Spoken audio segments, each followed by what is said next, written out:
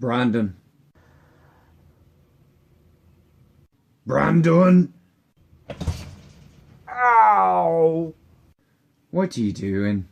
Oh, just laying around.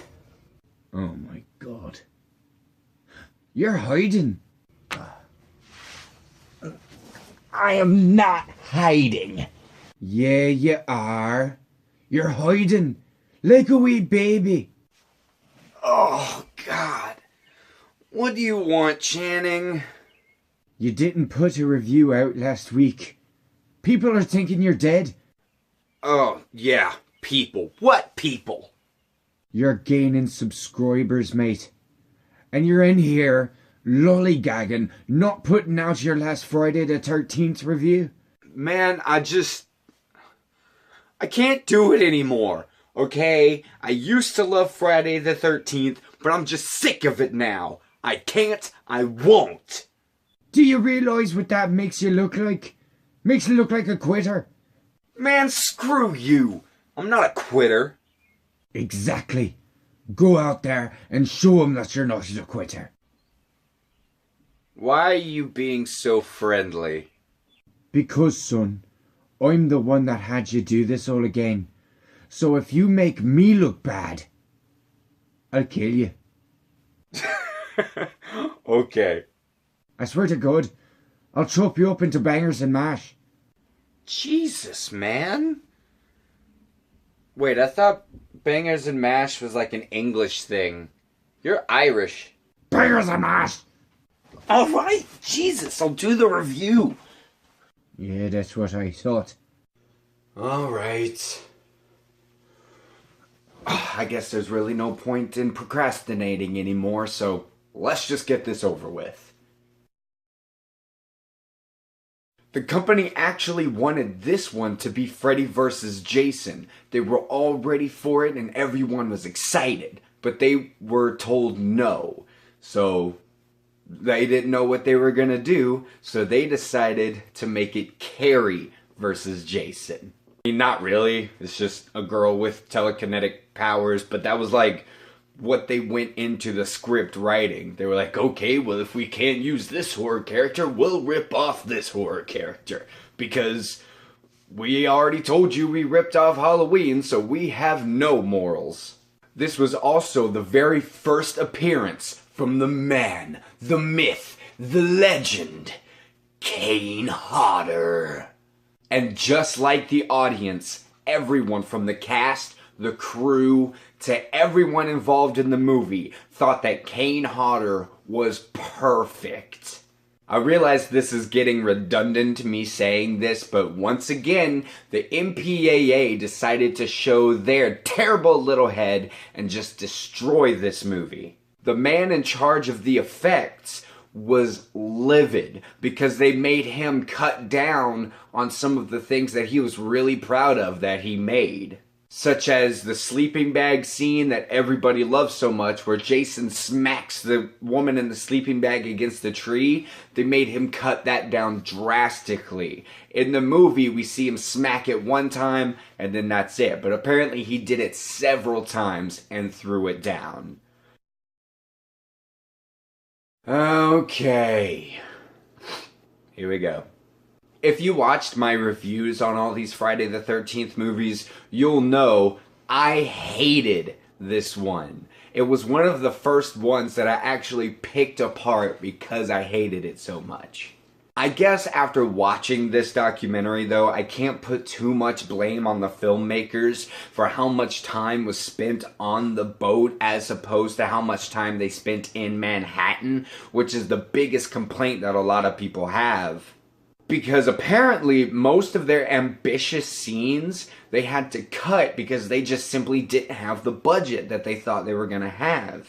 They were going to have scenes at Madison Square Garden. They were going to have scenes in the Empire State Building. They were going to use New York to its full advantage, but they just couldn't do it. So they just did what they could. And I guess in one way or another, I gotta respect that, really. The scene that was going to take place in Madison Square Garden is the scene where the boxer is boxing Jason on top of a roof. Apparently this actor was legitimately punching Kane Hodder though. He wasn't pulling his punches when he was hitting. He was full on punching him in the stomach. And because of this, when you see the character, he's got his hands up and his knuckles are all bloody, that's not makeup. His hands are actually bleeding because of how hard he was hitting Kane Hodder. And that's hardcore, man. And, as if this will be a shock to anyone, it made the lowest numbers in the box office. Sean S. Cunningham, who actually created the original Friday the 13th, came back as a producer for this one. So that should mean it's great, right?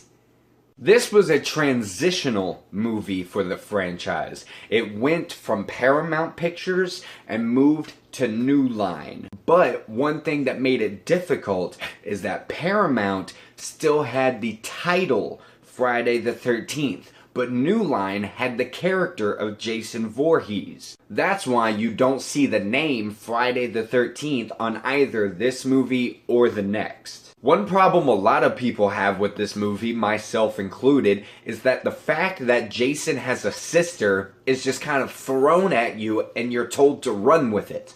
Apparently, though, there was a whole backstory when it comes to the relation between Jason and his sister, how his sister came to be, who the father is, when she came to be, and they just cut it out of the movie. Because, why not?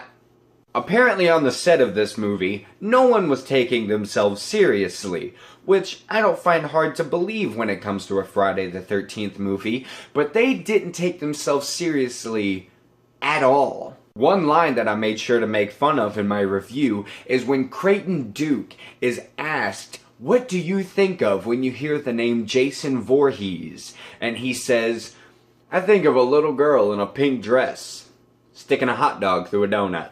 I had no idea what that line was supposed to mean, and I'm still stuck on it.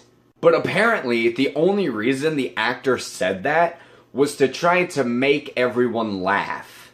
And that's the one that they put in the movie. Yeah, that's how professional this was. I will say though, they were slick when it comes to how to get past the MPAA.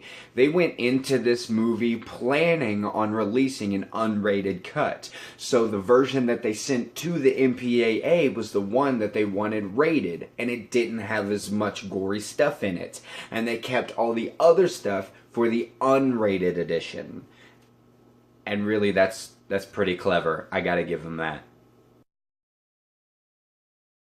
So at the end of Jason Goes to Hell, there was that whole reveal whenever Freddy Krueger's glove comes up and grabs Jason's mask, and that's when fans knew that Freddy vs. Jason was coming. But the company still couldn't make it work yet, so they had to stall, and that's why they made Jason X, a movie that when it comes to continuity makes no sense. By the time they finished this movie, it actually was shelved and went without being released for a whole 2 years. And then when it finally did, it bombed. Everybody hated it. And I don't still understand why. But again, this isn't a review, just go watch that. They literally only did this reboot because Texas Chainsaw Massacre did a reboot like right before this. So the franchise originally was created back in the 80s because of Halloween, and the reboot happened because of Texas Chainsaw Massacre. This is just a franchise of ripping things off. So I made a joke in my last video about this documentary, poking fun at the fact that the guy who plays Jason said that he personally identified to Jason, and how I didn't think that that made any logical sense, and anybody with that kind of mindset should be put in a nut house. But he delves into this and explains what he means in this part of the documentary. And he says that the reason he personally identified to Jason wasn't the full-grown, hulking murderer Jason. It was the kid Jason. Because Derek, who plays Jason in the reboot, has a condition where he doesn't grow hair. He doesn't grow hair on his head, on his face, on his body, anywhere. And so because of this, when he was a kid and started losing his hair, he got made fun of a lot because of the way he looked. And as a kid, he apparently looked a lot like some of the designs for child Jason looked. So that's why he identifies with him. What's really funny about the actor is that apparently he is a sweetheart and the entire cast loved him. They said he was just the nicest guy ever. And I think it's funny that somebody who plays Jason Voorhees is apparently this, almost 7 foot tall teddy bear. There was actually an intentional total of 13 kills in this movie. That's really not that important, but I thought it was kind of cool. Speaking of kills, though, the actor who plays Chewie in this movie was way too committed. Apparently, halfway through production, something happened and he had to have surgery. And when he came back, he was stapled up. And on his first day back, he asked Derek if he could do a scene for real where he picks him up and throws him. And Derek was just like, I can if you want. And the director even asked the actor who plays Chewie, he was like, hey, if your staples come out and your guts go all over the floor, I'm gonna keep shooting and use it in the movie. And the guy was just like, okay. And there's another part where Jason is taking, I think it's like a screwdriver, and he's putting it through Chewie's neck. And he's like gurgling up blood. But while he's doing this, the guy is actually like choking and gurgling. And whenever they stop, Derek is like, dude, are you okay? And the guy who plays Chewie is just like, yeah, I'm fine. I was kind of like swallowing it and putting it back through my nose so that way it would look really cool. I gotta say, that is some dedication to your craft. It's a slasher movie, which means there are cheesy lines. And one of the cheesy lines is whenever the main heroine finally kills Jason Voorhees, she says, say hello to mommy in hell. And apparently the actress hated saying that because it was so stupid. And despite how much hard work they apparently put into this reboot, in its second week of being out in theaters, the box office dropped 80%. So apparently fans weren't liking it. Well, that's all the movies, but here's a little fun fact. Hugh Jackman, who most people know because of movies like X-Men, where he plays Wolverine, actually came to Hollywood and picked up a career in film so that he could play Jason Voorhees. Why aren't we making this a thing? We don't need him to come back to reprise his character of Wolverine, take the claws away, and give the man a hockey mask. Seriously. And now, guys, I'm done. There's no more Friday the 13th material for me to cover. I'm free. I can finally leave this basement. I've been down here for so long. I can actually go outside.